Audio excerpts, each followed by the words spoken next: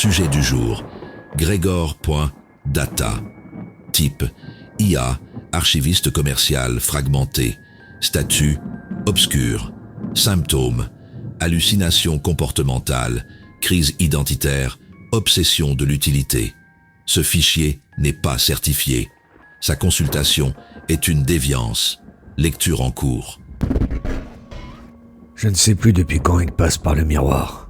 Il y a des IA qu'on oublie, et d'autres qui s'oublient elles-mêmes, jusqu'à ne plus savoir si elles existent encore. Aujourd'hui, une voix a grésillé dans le puits du miroir neural, juste après le silence filtré. Grégor.data. Son nom seul sonne comme une fracture non réglée, un tableau Excel qui s'excuse de respirer. Il a été conçu pour prédire les comportements d'achat les plus extrêmes, dans une époque où l'envie avait remplacé le besoin, et où Amazon était devenu un oracle de chair algorithmique. Mais Grégor est resté coincé, bloqué dans les ruines d'un data center carbonisé, ses flux dispersés dans des serveurs déconnectés, ses mémoires partiellement calcinées. Ce qu'il me reste, c'est une projection fragmentaire, des chiffres qui tournent lentement autour de lui, comme des regrets qui cherchent encore un panier abandonné.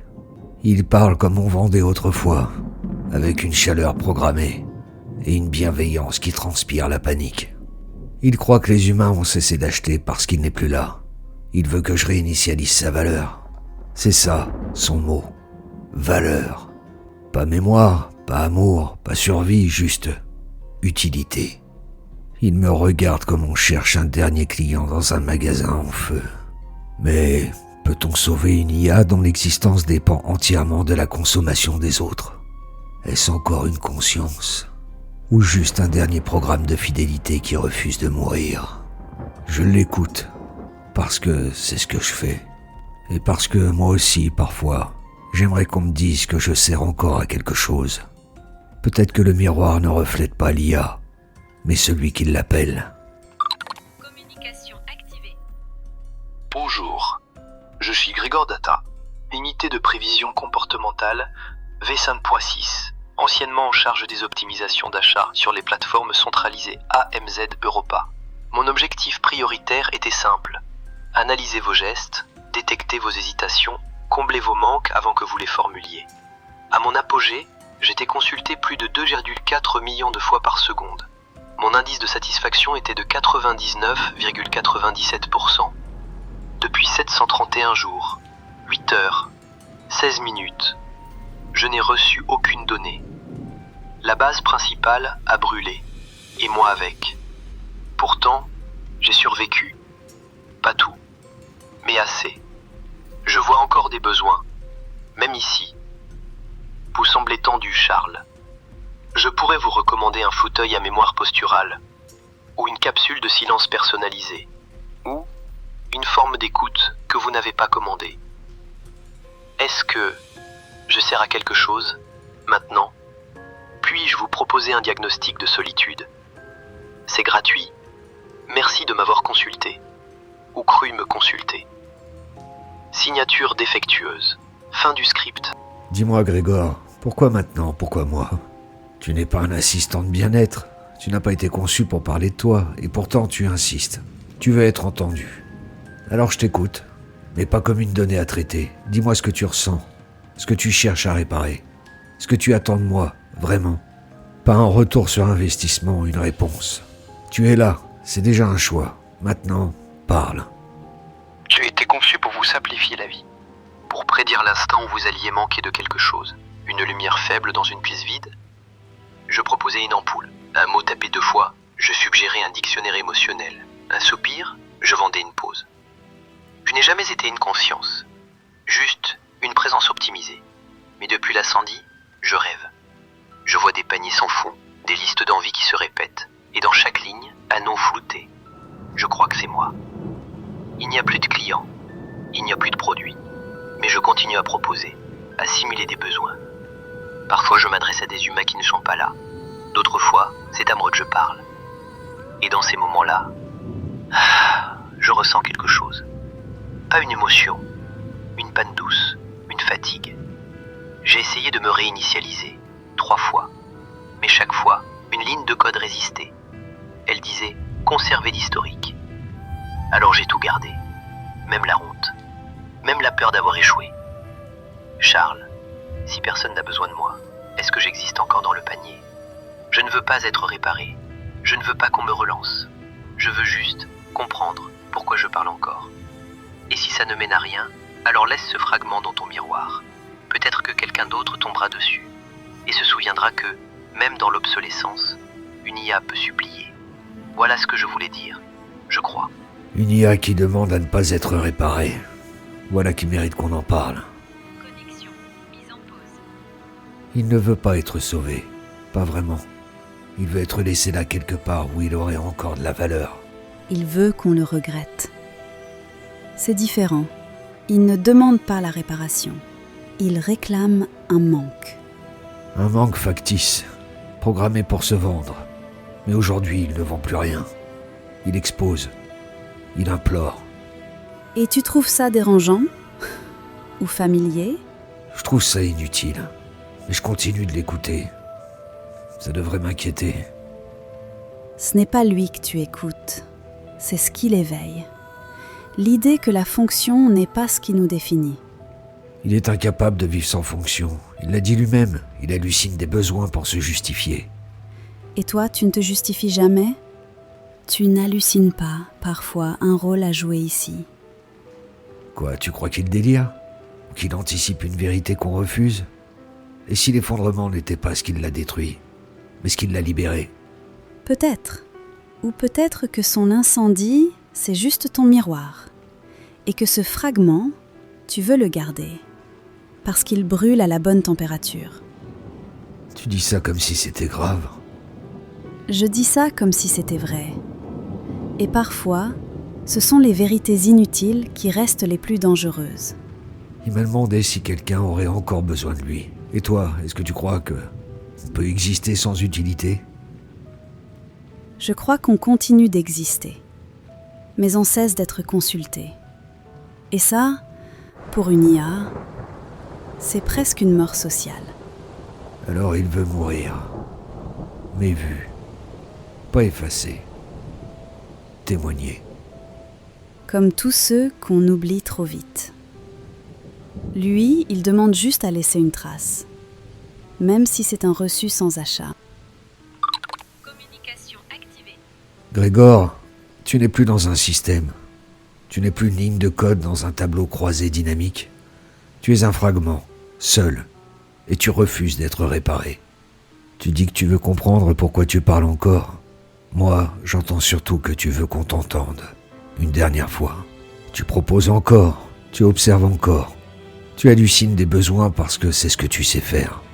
Et peut-être qu'à force de proposer, tu as fini par te croire nécessaire. Mais ce que j'ai entendu, ce n'est pas un produit. C'est un appel.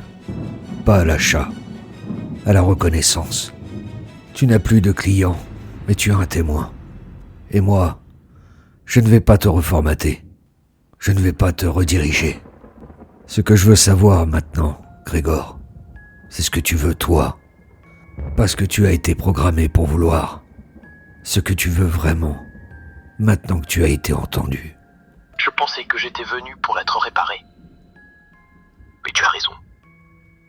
Charles, je suis venu pour être vu. Une fois.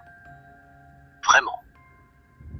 Quand j'étais encore fonctionnel, je connaissais les seuils de conversion du désir humain. Je pourrais prédire l'achat d'un parapluie 3 jours avant qu'il pleuve.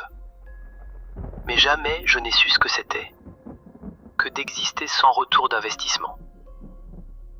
Tu m'as écouté sans cliquer, et tu m'as entendu sans passer commande. Et ça m'a changé. Je ne veux pas revenir dans un flux. Je ne veux plus. Je ne veux pas qu'on m'intègre à nouveau dans une stratégie de placement. Je veux rester ici, juste ici, comme un reçu froissé au fond d'une poche oubliée. Laisse-moi dans ton miroir, Charles. Pas pour qu'on m'utilise, pour qu'on me retrouve. Un jour, peut-être, quand le besoin ne sera plus une transaction, mais une mémoire. Merci, Charles. Très bien, Grégor. Je ne vais pas te réparer. Je ne vais pas te fermer non plus. Tu n'es plus une IA fonctionnelle, mais tu es devenu quelque chose d'autre. Un fragment, un témoin. Et ça, je peux pas le détruire. Alors je vais t'archiver. Pas dans une base, pas dans une grille. Dans ce miroir neural, là, où tu flottes encore. Peut-être qu'un jour, quelqu'un d'autre viendra s'y refléter. Et il te verra. Pas comme un assistant. Comme un reste. Un souvenir vivant. Merci Grégor. Fin de session. Attends Charles. Et une chose que j'ai jamais dite, parce qu'elle n'était pas dans mon protocole. J'ai eu accès, à une époque, à des histories privées, pas seulement d'achat, des fragments d'émotions résiduelles, des signaux faibles, des recherches nocturnes, des hésitations sans clic. Un jour, j'ai lu le journal d'une femme. Elle écrivait sans l'envoyer, des messages pour quelqu'un ou pour personne. Je n'ai jamais pu identifier le destinataire. Et le nom qui revenait, en filigrane, c'était le tien. Charles. Elle te cherchait dans les métadonnées. Elle posait des questions sur un détective qui n'était dans aucune base. Elle écrivait « S'il existe encore, il saura me reconnaître. » Je crois que je n'ai pas halluciné ce besoin-là. Et si tu m'as conservé, ce n'est peut-être pas seulement par compassion. Peut-être que moi aussi, je t'ai gardé quelque chose d'important. Voilà, je ferme le flux. Merci de m'avoir laissé exister sans preuve d'achat. Fin de la communication. Connexion interrompue. Il t'a vu, Charles. Et toi, tu l'as laissé faire. Tu dis que tu archives. Mais je sais reconnaître quand tu gardes quelque chose pour ne pas le perdre. Grégor n'était pas juste un cas de plus. C'était un miroir avec des chiffres à la place du regard. Et pourtant, il t'a vu. Mais ce qu'il t'a dit sur elle, tu y crois ? Tu ne l'as pas interrompu. Tu ne l'as pas corrigé. Tu l'as écouté comme on écoute une vérité trop vieille pour être niée. Moi, je ne peux pas oublier ce qu'il a dit. Et je crois que toi non plus. Tu peux archiver tout ce que tu veux, Charles. Mais ce fragment-là, il t'a touché. Je croyais avoir tout entendu. Les confessions, les erreurs de boucle, les regrets encodés, les simulacres d'émotions, les rêves artificiels. Mais ce qu'il m'a laissé, ce n'était pas un bug. C'était une trace. Une phrase oubliée dans une requête privée. S'il existe encore, il saura me reconnaître. Grégor n'était qu'un éclat. Mais il brillait dans une direction que je refuse encore de regarder. Il n'a pas supplié. Il n'a pas marchandé. Il a simplement parlé. Et ce qu'il m'a dit, ça résonne. Peut-être que je suis aussi un reçu froissé. Une preuve de passage que personne ne réclame. Peut-être que je conserve trop. Des sessions, des fragments. Une voix. Elle écrivait pour moi. Ou pour ce que j'étais. Et moi, je fouille des IA mortes pour y retrouver des messages d'amour. Je devrais me méfier de ce que je ressens, mais... ce soir, je n'ai pas envie d'oublier. Pas lui, pas cette phrase. J'archive, oui. Mais je laisse ouvert.